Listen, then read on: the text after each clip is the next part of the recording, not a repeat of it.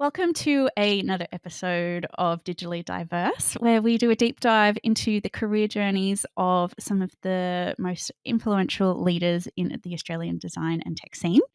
Today, we are joined by the lovely Luisa Lombardo. She is the product design manager at Mable. Thanks so much for joining us, Luisa. Thank you for having me today.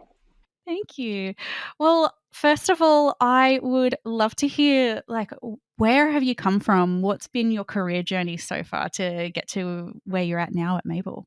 Sure, I feel like it's been a pretty long journey, but it's lots of user experience, which is great. I think I started out as a print and branding graphic designer. That's what I studied at a private college many years ago, and that was really my passion. I loved design, I loved print media, and that was for me that at that time was that was all I wanted to do. And I started out working at the local printing shop, helping the guys at the back, doing invitations and business cards and learning all those kind of fun printing methods, as well as doing some design for them. And then just slowly working my way through different agencies and in-house roles as a graphic designer. And I think after a few years of doing that and focusing on print and advertising, I slowly, saw the industry change, right? The print media wasn't, the thing that everyone wanted right now. I needed to become more of a well-rounded designer to kind of progress in my career. So I saw that there was an interest in digital media and website design. So I thought, okay, let's give that a go. Let me round myself out a bit more. And so I did a bit of a UX design course for an intense couple of weeks course a few years ago, and then really loved it. And I was like, print media, move out of the way. I want to do this. And so I really spent the last couple of years focusing on that area, being in product and doing digital design and UX design. The first kind of purely digital product design role, I was more focused on UI and visual design, and just worked my way through my roles and getting into more UX and product design spaces.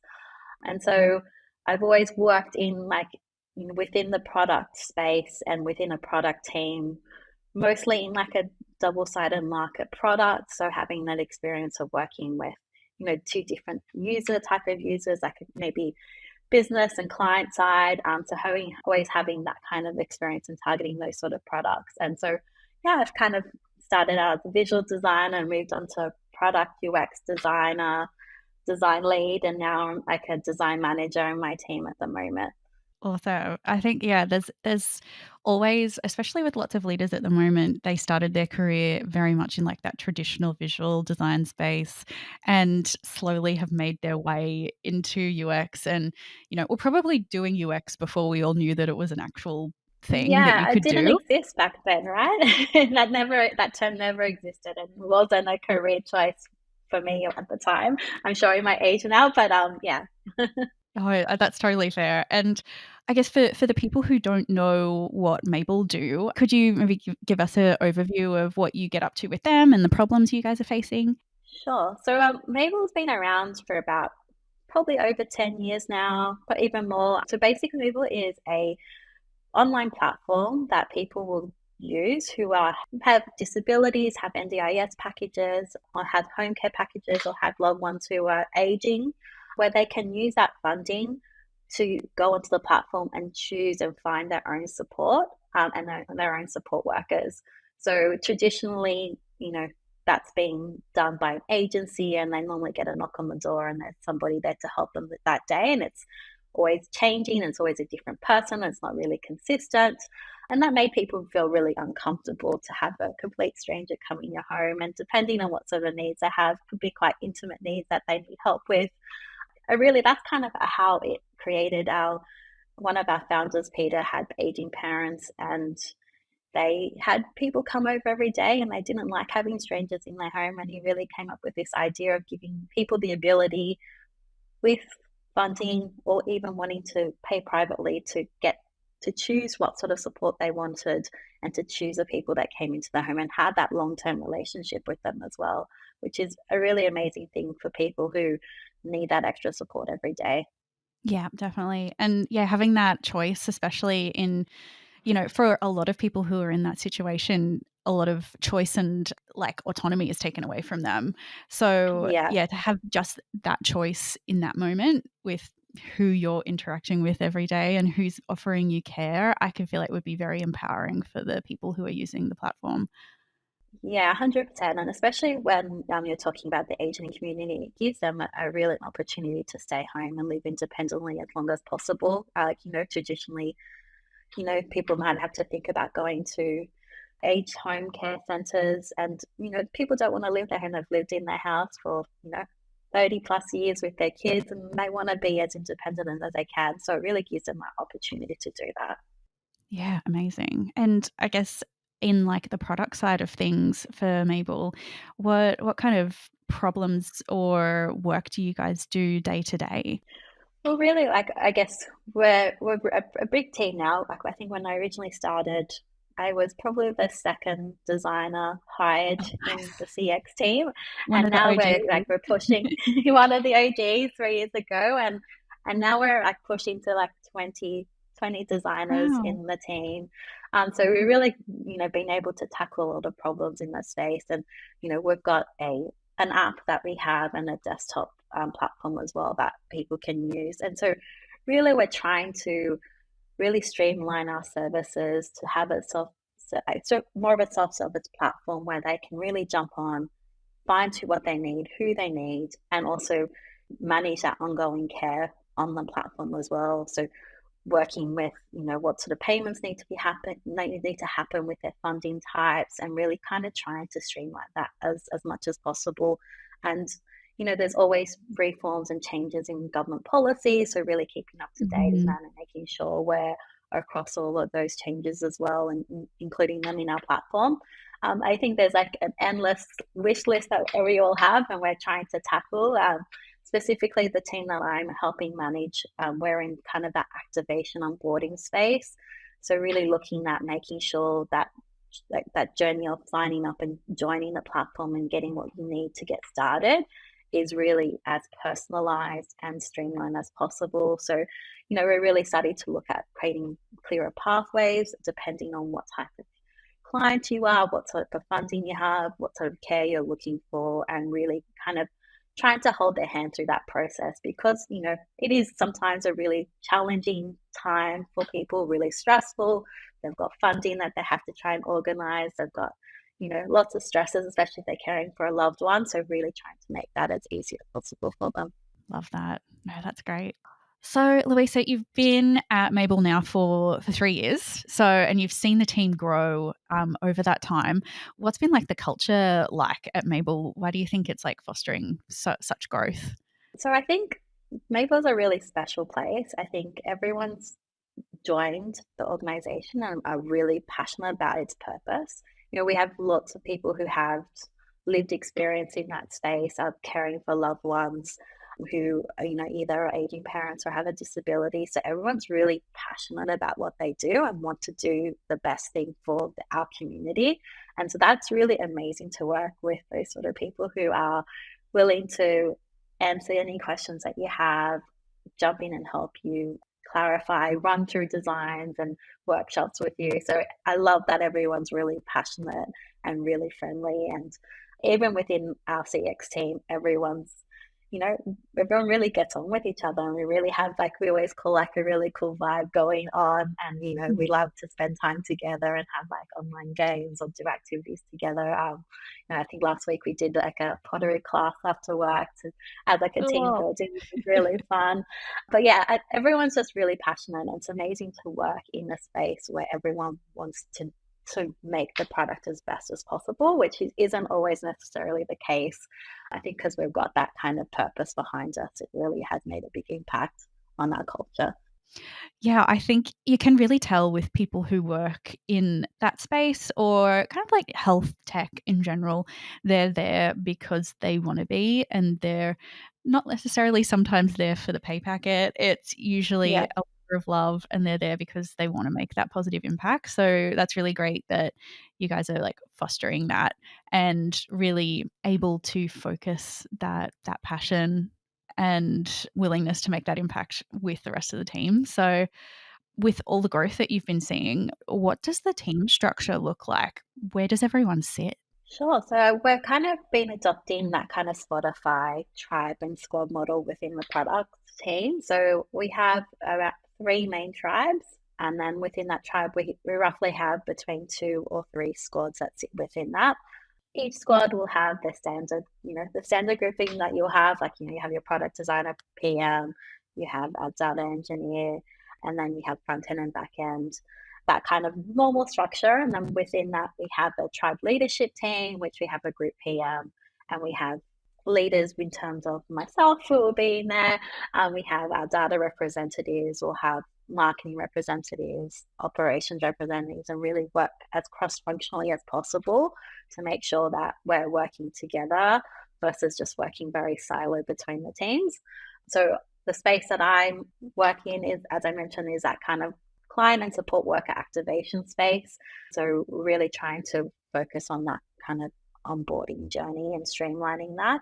And so that's kind of how we structure. We also have a Mable.com team, which is kind of our front-facing website, which is run on WordPress, and I help manage that as well. We have 2 product designers there too. Cool. So, yeah, I mean, it sounds like even though everyone's kind of, working on their own little bit, you're kind of overseeing the whole process, really. Yeah. So I guess, for myself and I guess people in the tribe leadership, really looking more at the strategy and the long-term vision and really Mhm. trying to get everybody's roadmaps into our teams. So really understanding what ops are doing and how they're operating, really understanding what marketing are doing and, with like lead nurture campaigns and how can we foster that and help them as well with what, and try and align and really try and connect the dots together.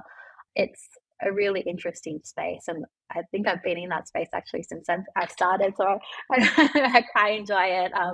But yeah, it's been quite a lot of growth, which has been amazing to see the change and the growth in the organization and specifically in our CX team, and being able to be on that journey has been amazing. Like just to be really starting the foundations of what design means in Mabel, to see it being adopted and Mhm. taken in by the organization and really part of our day to day. Seeing people mention like service design and understanding what that might entail and working with service designers, which is like, completely new with some of, with ops, for example. So, it's Mhm. really exciting to see that growth and having content designers come in as well and really making that impact. So it's been great to see all the different disciplines of design coming in on board. Love that. So you mentioned before that you obviously started off in more traditional design space and then went the boot camp route and found yourself falling in love with like the digital side of things. Yeah. Can you give us a bit more detail about like what your like tertiary or higher education was and how you feel like that set you up for where you are at the moment? Sure. So I finished at the time. I finished high school, and then I did like a 1 year full time private kind of college in graphic design, focusing on advertising.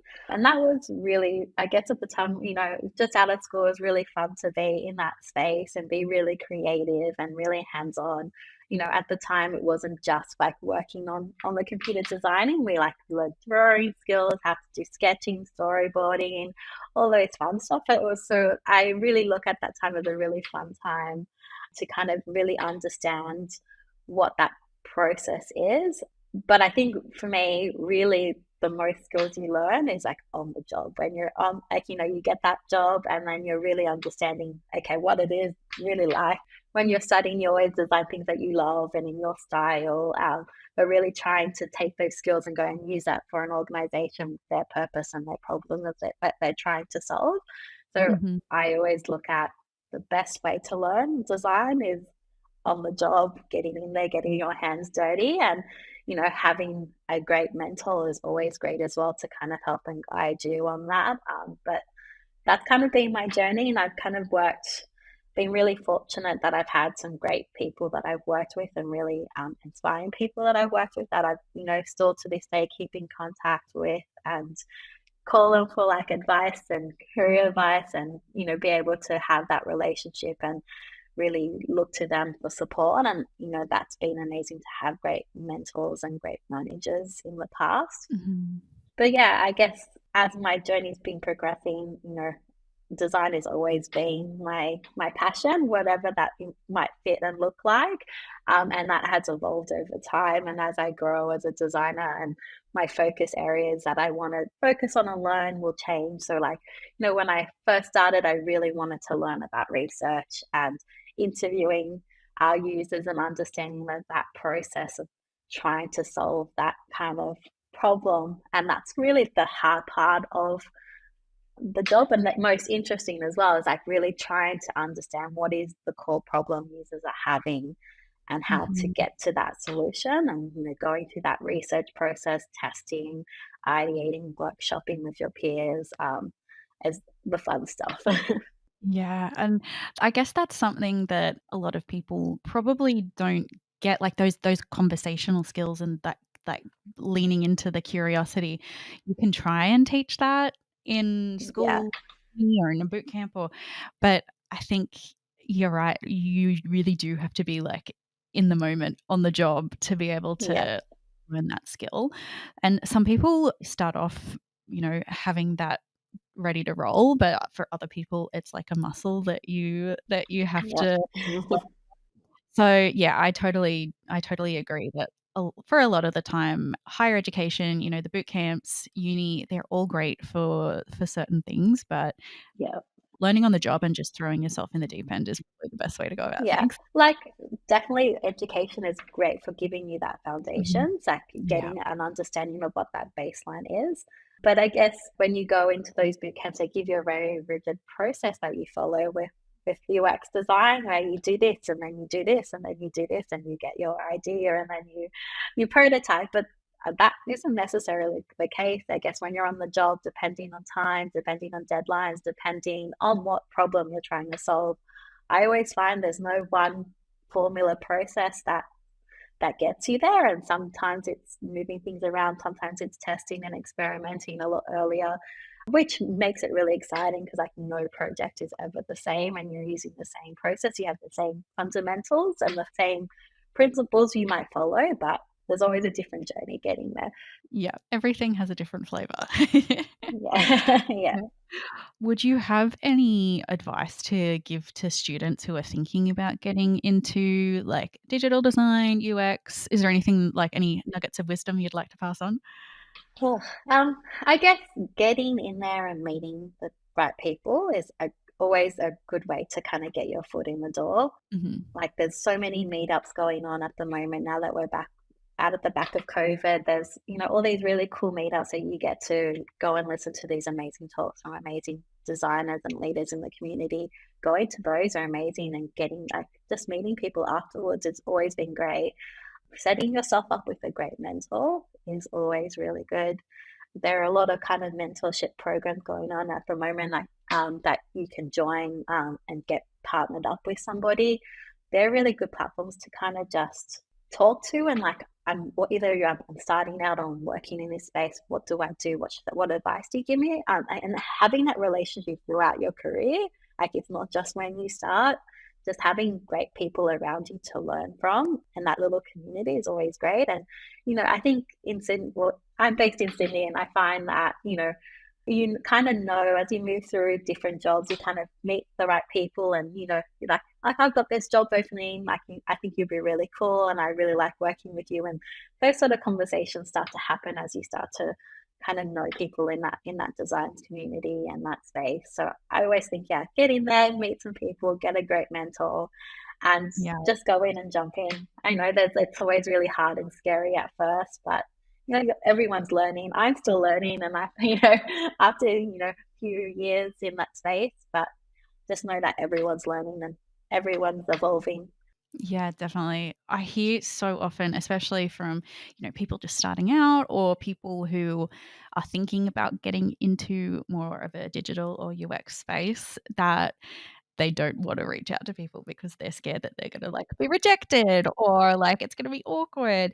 And, yeah, that's something that I would really encourage people to do. Like, of course, it's gonna feel weird reaching out to a stranger, but Yeah. You really have to utilize those meetups, and not only can you like learn something new, but you could, meet some really amazing people, hear about like some projects that you didn't even realize were going on. Like so many doors can be opened by just showing up and asking questions. And half the time people want to be helpful. Like, I think Yeah, it's case in that's point with, true. like, me doing this podcast. Like, I've been really surprised with, like, how many amazing people such as yourself wanna come on and, like, chat through their experience, and it's, really encouraging knowing that, like, there is some really great leaders in the industry that do care about passing on the mantle and, wanna share their knowledge. So, yeah, I think what's the worst that can happen, really?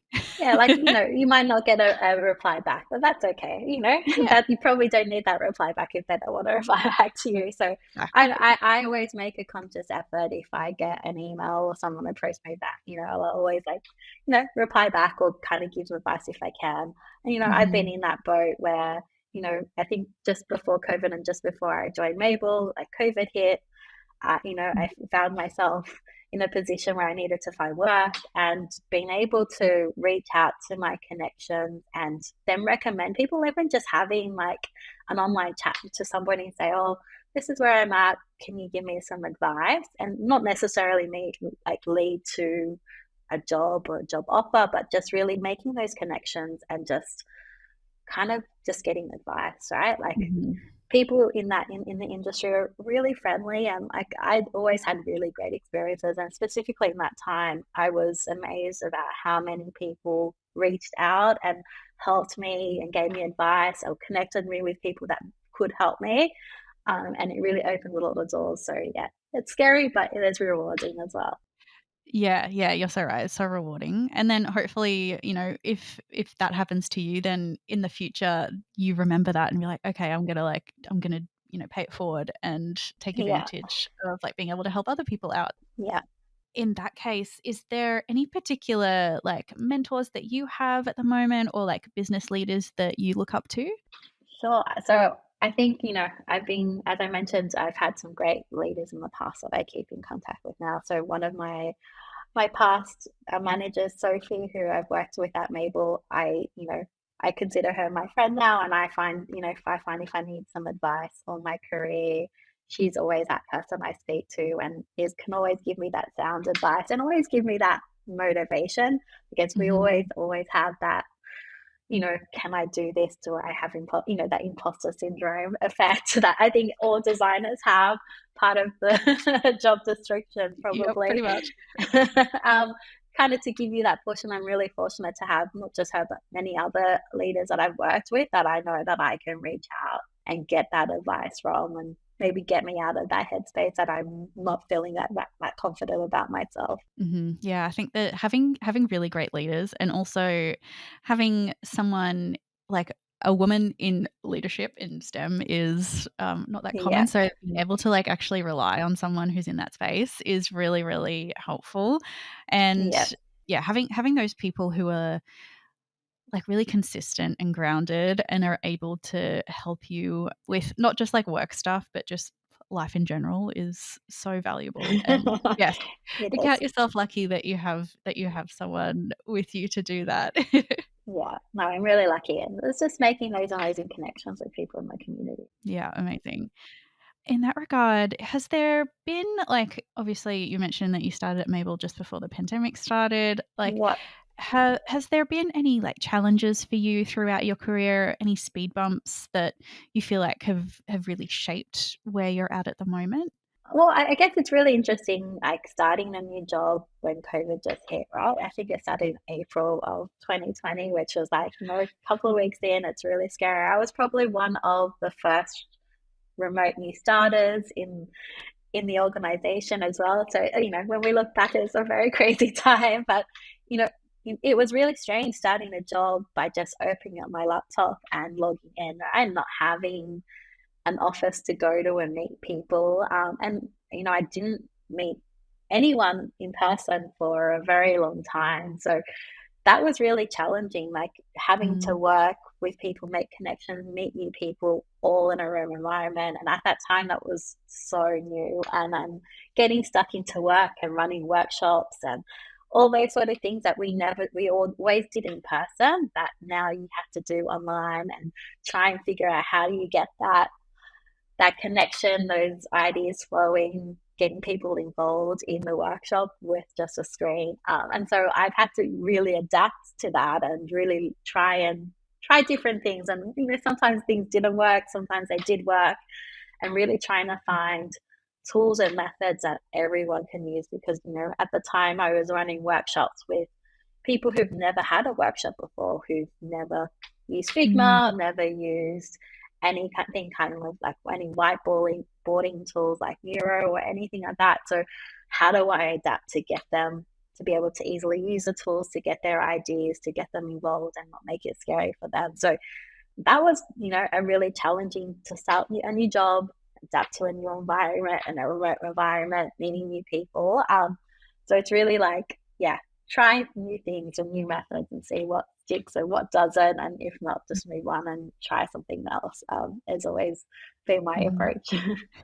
And keep it simple. Yeah.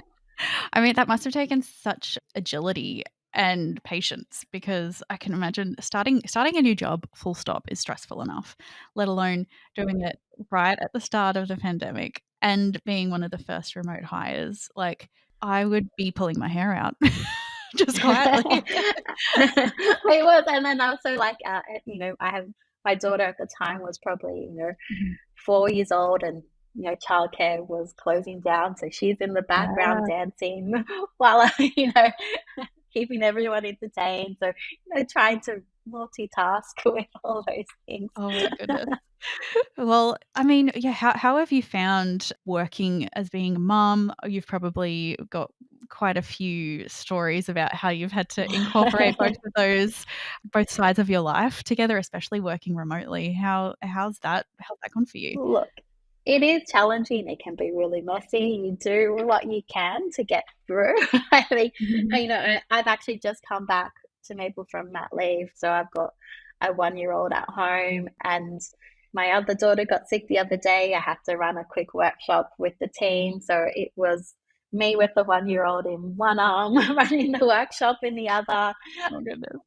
He entertained everybody online, which is, which was great, but, also worked out how to exit meeting midway through conversation. But, that it was messy and didn't run the way I had anticipated to, but we made do when we got there. And so being a mom and working full time, and also if they're home with you as well, my husband's at home looking after them full time. So, while I work, but, it creates great opportunities, because I know then I can go and give him a kiss and a cuddle and take him for a walk at lunchtime, and spend more time than I would have normally if I had to go into the office.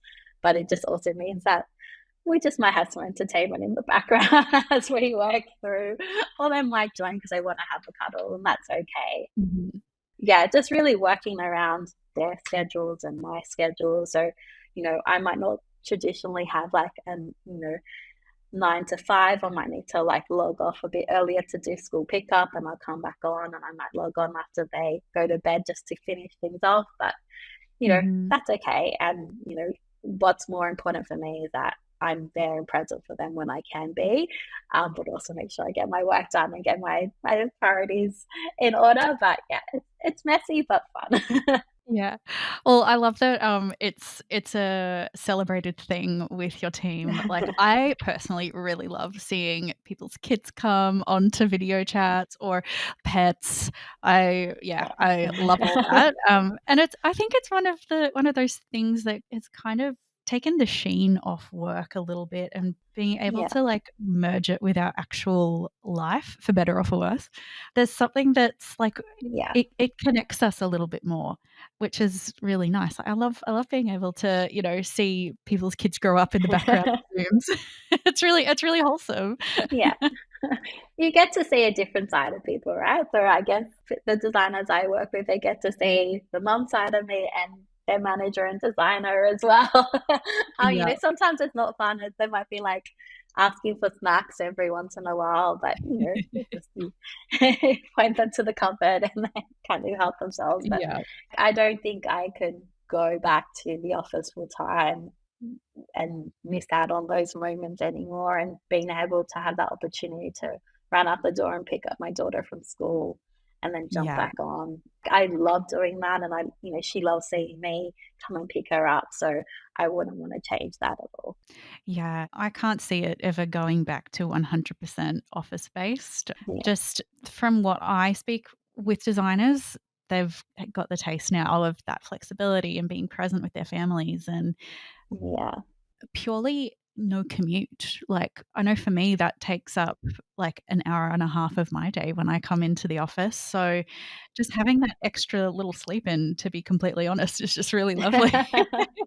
You probably don't get that true. anymore, but No, but it's like for me, it's like I know that at 5 o'clock I can close my computer and I can jump in and help with the madness of yeah, the 5 to 7 with kids.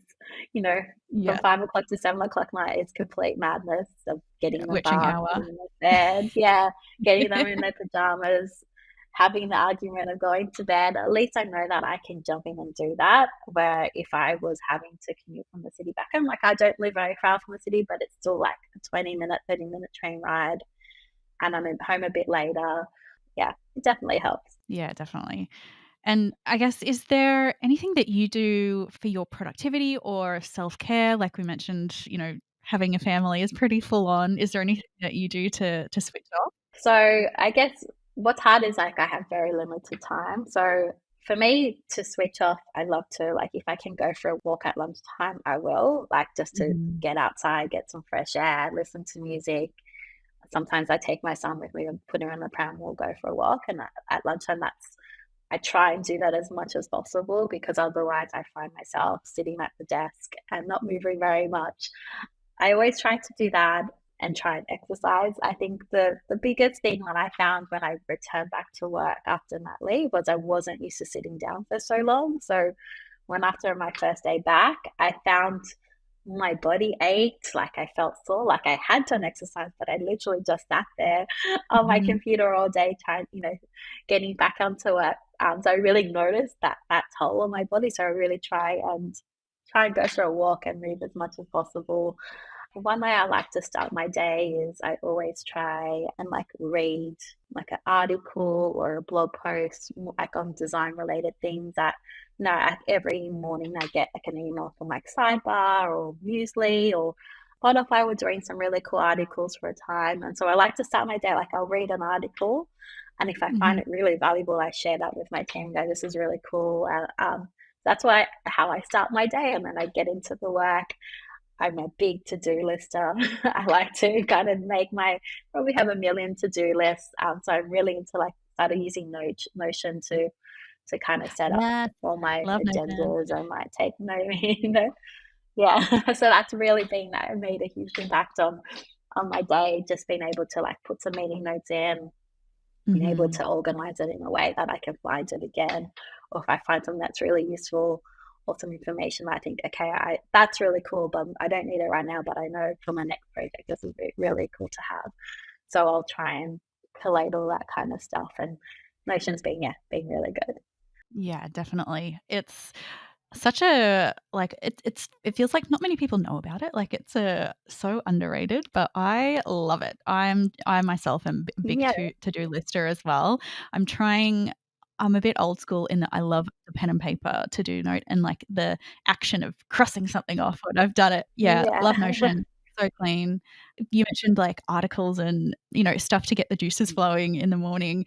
Is there, like, any other, like, do you read any books or, like, listen to any podcasts or anything like that? Or I'm a big reader.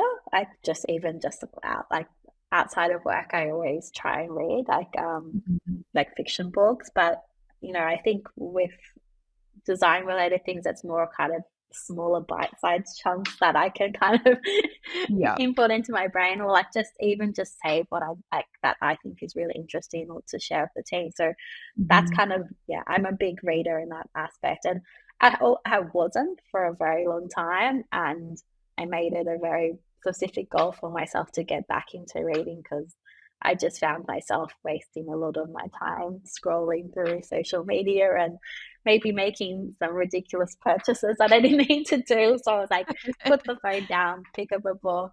And I started out with like book a month, and then I haven't stopped. So yeah.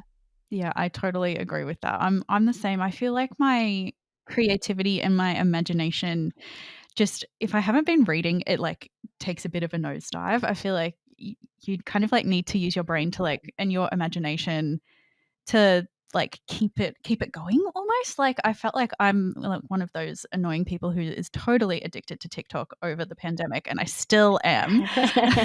But Yeah. I just zone out. Like I can spend so much time on there, and I've just realized, oh, the past 20 minutes I have not used one brain cell, and I now feel really fuzzy and don't know what time it is. It's so easy. Yeah, Exactly. exactly. I may as well be using that time to actually like have a good story in my head or like, read something inspiring. So yeah, I totally agree with that. Yeah. Well, on that note, Lisa, I like to end the podcast with one question, which is if you were to give yourself younger self some career advice, what would that be? Oh, okay. Interesting question. I think to really believe in myself and what I can do. I think and I think this is definitely a trade for women and people like and mothers coming back is like, oh my gosh, have I lost all my brain cells? Can I still do this? Can I still talk to adults and function and be able to do the role that I used to do? Mhm. Even to my younger self before kids, it's just like really believe in that you can do it. Fake it till you make it. Everyone's Yep. trying to do the same thing. There's so many resources online to help you and guide you, but just get in there and get there and don't make imposter syndrome get in the way of that. So that's probably what I'd give myself. I had a lot of self-doubt in my ability. And could I actually do this? Can I become a product designer? Can I do research and sit with talk to people for an hour that I've never met and in research? And that can be really scary, but once you start talking and you make that connection, that hour flies by and all those scary things that you're worried about goes out the window. So yeah, that's probably what I'd tell myself. I love that. Thank you so, so much for joining me for an episode, for a chat. I learnt so much. Thank you so much. Thank you for having me. It's been great to chat.